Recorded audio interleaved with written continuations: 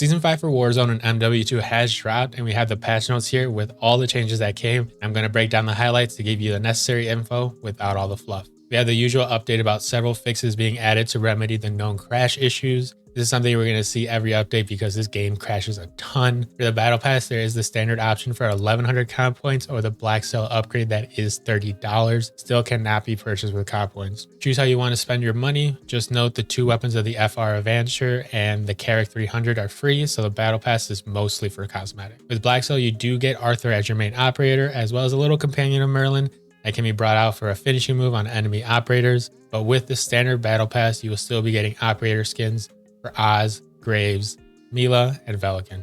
We have the Choose Your Faction event starting today, Friday, August 4th. You will choose a side and complete challenges for that faction. You can see all the challenges listed here below.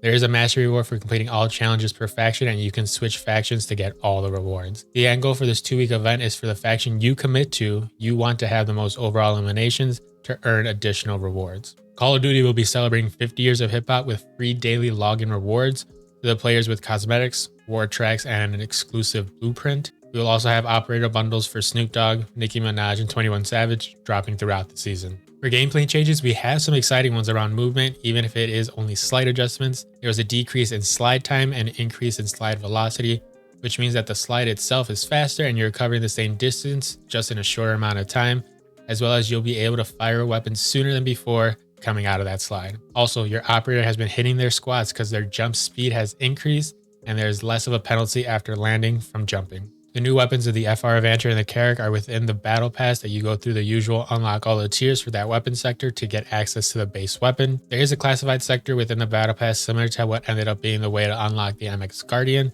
So wouldn't be surprised if that is how you unlock the M13C or the new SMG we're supposed to get later in season. For weapon tuning, we did see some expected adjustments and some that were just wild. For the RAP H LMG, the damage and fire rate for the semi-auto was nerfed. For ARs, the Chimera and the M13B got a buff. For the Cronin Squall, another wave of nerfs. For the HCR56, a slight nerf and a buff to the RAL LMG with a headshot multiplier increase. SMG saw a lot of changes. MX9 got a buff all around. If it had a larger mag, probably could be in the meta conversation, but with 32 rounds, it's just not enough for trios and quads for the majority of people. Minibot got a buff and a nerf, so balance it out.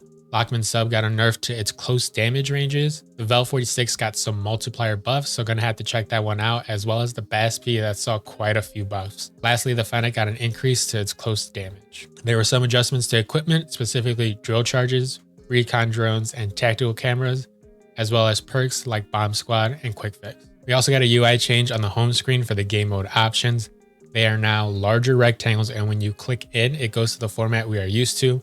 I don't know how I feel about it. Still just seems a little too much like Hulu versus a video game.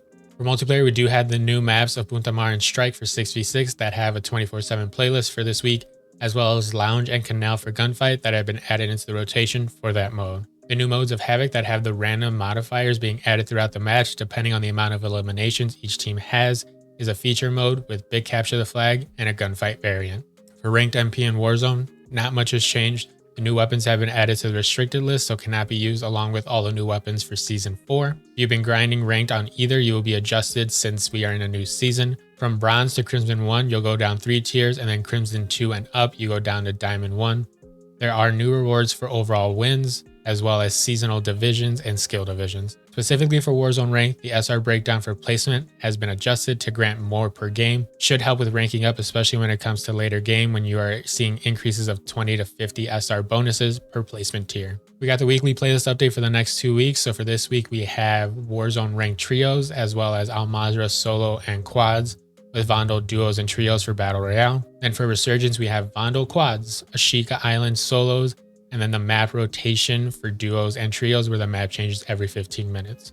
The new Warzone modes of Fort Resurgence where Al Bagra Fortress from Al Mazrah will be utilized as another Resurgence map, alongside Ashika Island and Vandal, as well as Armored Royale from OG Warzone will come later in season. Some other Warzone adjustments is that you should be seeing the play again button return and hopefully work so you can get into the match searching queue faster. And then the player count for Al Mazrah is being reduced to 100, down from 150 specifically for public matches, so ranked will still be 150. They're making adjustments to make that 100 player count not be as noticeable by increasing the fine rate for Gulag tokens, redeploy packs, and reinforcement flares. lowering the price for buying a teammate back to 3k versus 4, and making the circle close faster to not have the game feel slower with a lower player count. Two other great features is now your ammo count for the weapon you have will include the amount of ammo your player and backpack have, so you'll be able to see if you have like 300 rounds for your AR or your SMG. And there's a total squad cache widget, so you don't need to do the mental math to figure out if you have enough for loadout. The game will now show you. Lastly, with DMZ, there is a new faction causing problems named the Konni Forces. You have now teamed up with Shadow Company to try and take out this common enemy, so Shadow Company will be friendly throughout the DMZ exclusion zones, unless they're provoked, so watch your fire.